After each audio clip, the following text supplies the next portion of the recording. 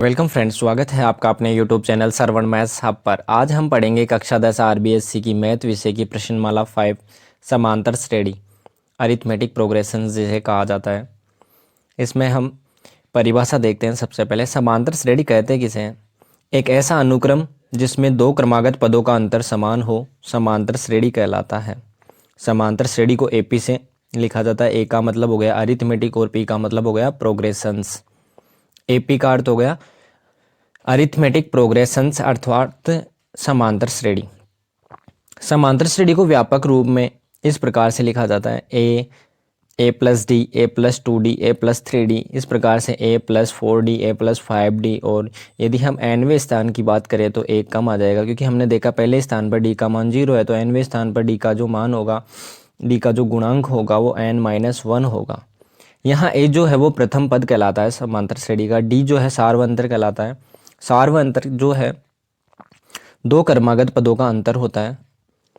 जैसे हम इसे इस प्रकार से निकाल सकते हैं, a2 में से a1 को घटाकर, a3 में से a2 को घटाकर, या फिर an में से an-1 को घटाकर।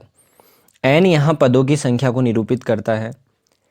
बात करें हम AP के nवें पद की, जिसको an से लिखा जाता है या tn से भी लिखा जाता है, इसे अक्सर an या tn से। ये होता है an बराबर a प्लस n-1 गुणा d। कभी कभार जो है nवा पद वो अंतिम पद भी बन जाता है।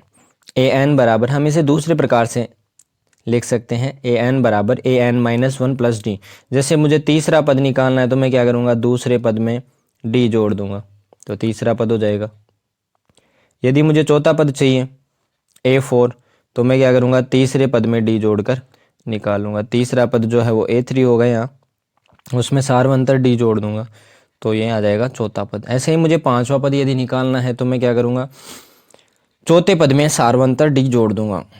या फिर दूसरा सूत्र है हमारे पास, जब हमें n पदों का योगफल दिया गया हो जिसको हम Sn से निरूपित करते हैं, an बराबर Sn माइनस Sn-1, यानी n पदों के योगफल में से उससे जस्ट एक कम पदों का योगफल हम उसमें से घटा दे तो भी हमें nवा पद प्राप्त हो जाता है। फिर आगे चलते हैं।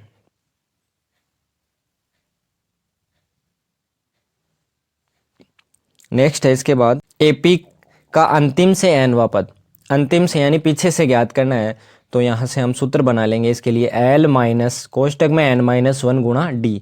L यहाँ अंतिम से पद है, यानी अंतिम व पद ही है, अंतिम पद। फिर उसके बाद AP के n पदों का योगफल देखते हैं हम। Sn से इसे निरूपित किया जाता है, n पदों को जोड़ना है इस बार।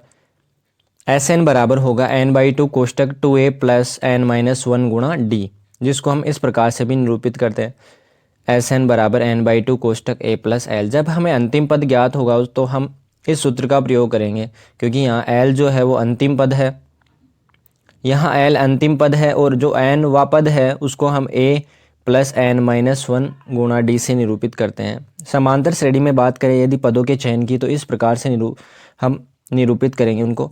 पदों की संख्या और पद देखना, यहाँ 3 जब पद लेने हो हमें समांतर श्रेणी के, तो हम इस प्रकार से चयन करेंगे a माइनस डी, a और a प्लस डी। यदि हमें 4 पदों का चयन करना है समांतर श्रेणी के, तो हम लेंगे a minus D, a minus 3d, sorry, a minus D, a plus D और a प्लस 3d। यदि हमें 5 पदों का चयन करना है तो 5 पद जो है समांतर श्रेणी के वो होंगे a minus 2d, a minus D, a plus D और a प्लस 2d।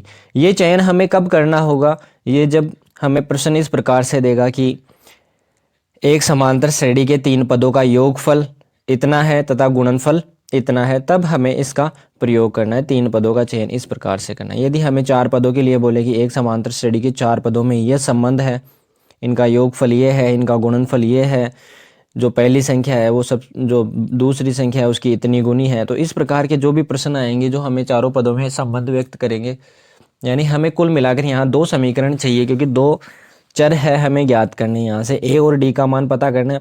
फिर जो a और d का मान हमें प्राप्त हो जाएगा तो हम यहाँ रख देंगे और पता कर लेंगे मान, पदों के मान हम यहाँ से ज्ञात कर लेंगे।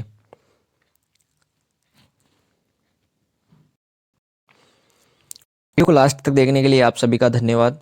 यदि आपको ये वीडियो पसंद आया हो तो आप इस वीडियो को लाइक कीजिए, अपने दोस्तों में शेयर कीजिए तथा अपने YouTube channel Saravan maths hub को साथ ही सब्सक्राइब भी कीजिए।